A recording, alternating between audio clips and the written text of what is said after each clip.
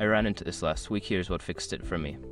If you're looking to cancel the auto renewal on your Disney Plus subscription, follow these steps to make sure you don't get charged unexpectedly. Step 1. Open the Disney Plus app. Launch the Disney Plus app on your device. Make sure you're logged into the account you want to manage. Step 2. Go to Account Settings.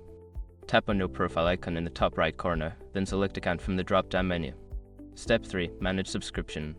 In the Account section, look for the Subscription or Billing Details option. Tap on it to view your current subscription plan. Step 4. Cancel Auto Renewal. Before filing a refund or dispute, use the srock.com link in the description to open the refund dispute deadline calculator and confirm your deadline. Just a heads up, if you don't see the cancel option, make sure you're not in a free trial period, as that can sometimes limit your options. Step 5. Check confirmation. After canceling, you should receive a confirmation email.